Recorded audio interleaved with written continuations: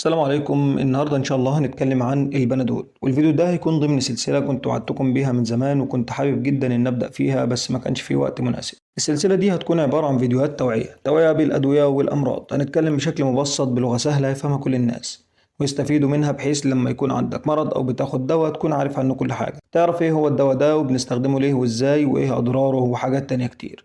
المهم علشان ما أطولش عليكم خلينا نبدأ في حلقة النهاردة، واللي هتكون عن البنادول. وطبعا كلنا عارفين ان البنادول ده واحد من اشهر الادويه وكلنا بنستخدمه. هنتكلم عليه من حيث الماده الفعاله، الاستخدام، الجرعه، الاعراض الجانبيه، الفرق ما بين الازرق والاحمر والمسائل بتاعته. يلا بينا نبدا. اول حاجه الماده الفعاله. البنادول ده مادته الفعاله هي البراستامول، والماده دي مسكن وخافض حراره، بس مش مضاده للالتهابات زي باقي المسكنات. بتتميز مادة البراستامول إنها من أأمن المسكنات وأقلهم تأثيرا على المعدة، وبنقدر نستخدمها أثناء الحمل وأثناء الرضاعة ومع مريض القلب وكمان مع الأطفال من عمر يوم. ممكن تستخدمهم مع مريض الكبد والكلى بس بنقلل الجرعة، وطبعا ده بيكون تحت إشراف الطبيب.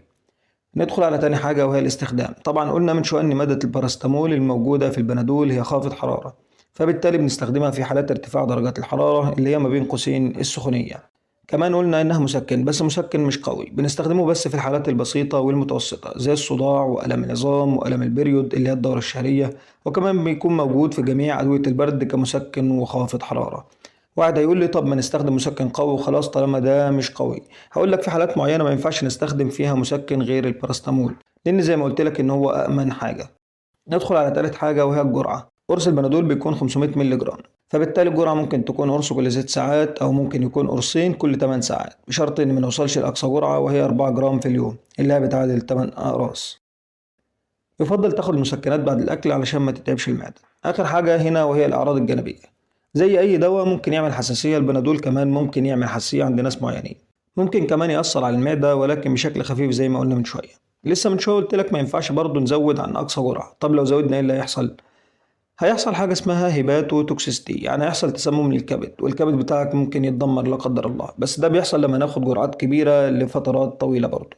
على السريع كده ايه الفرق ما بين البنادول الازرق والبنادول الاحمر؟ البنادول الازرق ده بنادول ادفانس، والاحمر هو بنادول اكسترا. الفرق ان الاكسترا فيه كافيين زياده مع البراستامول. من المعنى كده اكسترا يعني زايد حاجه، زايد ماده الكافيين.